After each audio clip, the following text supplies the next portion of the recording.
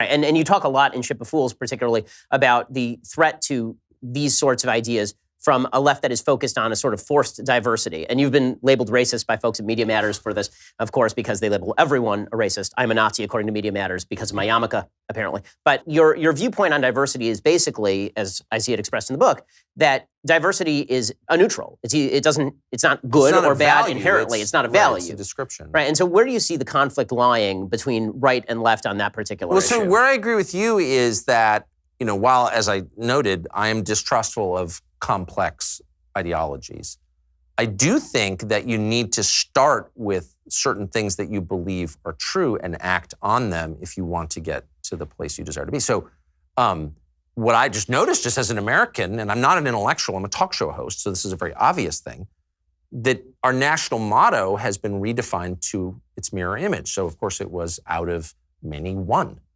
And now it is diversity is our strength. So I think it's fair if you, without asking my consent, replace the core principle of our country. It's fair for me to ask if that principle is worth organizing a country around. So I just asked the obvious question, is diversity our strength? And of course, like so much they say, it's not only untrue, it's the opposite of what is true. It is never true that diversity is our strength. I'm for all kinds of diversity, but they're not our strength. So in other words, is it true in your marriage? The less you have in common with your wife, the stronger your marriage is? We don't even speak the same language. That's why we love each other so much. Is it true in your business? We don't know what we're all doing here. Is it true in the military? You don't know. It's insane, actually. It's the opposite, once again, of what is true, what is observably true. So I just noted that. And by the way, at the same time I noted it, as I did, 50 nights in the past 200 nights, I made the case explicitly against racism, which is you are not responsible for your immutable qualities. You can't control your height, your hair color, your DNA, what your parents did. None of that is your fault, and you should not be punished for it or rewarded for it. That is an argument against racism, explicitly. And so for that, I'm a racist. It's like, no, you don't understand. I'm arguing against all kinds of racism. I think it's a really dangerous way to see the world. And anyway, whatever. They don't mean anything they say. They throw at you the very things that they are doing in order to silence you.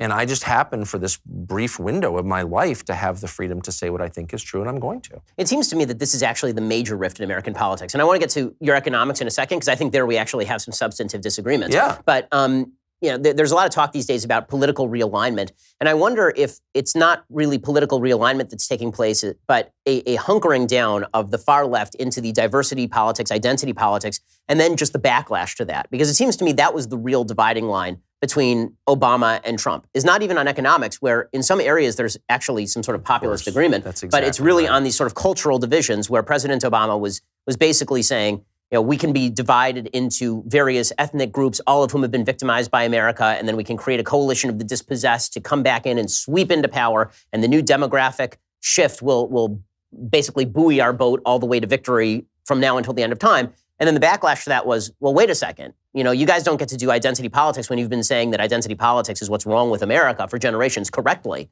So why are you doing that now? Well, as a practical matter, it just doesn't work. I mean, countries don't hang together by accident, particularly large, diverse ones that don't have a majority in any category. So if you don't even have a shared language or history or culture, why would you why would you remain united as a country? And the answer, which I actually believe in, is that you could hang together around a common idea, a common set of beliefs. Here's what we're all for. But our ruling class, and I do think this is the least responsible, the most reckless thing they have done, is they have not only failed to come up with what that set of common beliefs is, they have argued against the fact that it should exist. And so and what they're doing clearly is, it's not complicated. They're dividing in order to rule, of course, what the British did in India. But that's the shortest term thinking. That's like day trader thinking.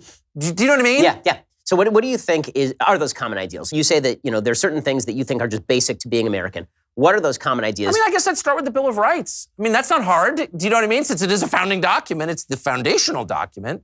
But I think, look, you'll notice the book is long on diagnostics and short on solutions, because that reflects who I am and what I do. I'm not a policymaker at all. I'm an observer. I'm not a deep systematic thinker. again, I'm a talk show host. Right. So I'm pretty good at telling you what I think is wrong. It's not as clear how you fix it other than go back to the obvious things. Like demand that everybody who comes to this country for economic opportunity, for example, or for the safety of our rule of law, also buy into the things that makes all of us Americans. Like it's not complicated, really. So yeah, I would start with the Bill of Rights. Like you have an absolute right as defined in 1967 by the Supreme Court, but also by sort of centuries of tradition here in this country, which we inherited from another culture across the ocean, to believe what you believe. Unmolested, period. It's an absolute right. You can't violate my conscience. And that right is under assault, not by a political party, but by, in effect, a secular evangelical faith, which we're calling progressive or liberal or whatever, but it's not. It's a species of religion that seeks to convert by force and that is deeply anguished and concerned that other people disagree. So like, I doubt you go home tonight and fret at any length over the idea that somewhere in Williamsburg, Brooklyn, someone disagrees with you on an issue. You're just probably not even thinking about it. Exactly. I'm not famous for my care. But I can promise you somewhere in Williamsburg right now, someone is lying in a studio apartment fretting that in the far reaches of Red Clay, Alabama, someone's not fully on board with the bathroom program. Like they're really bothered by that.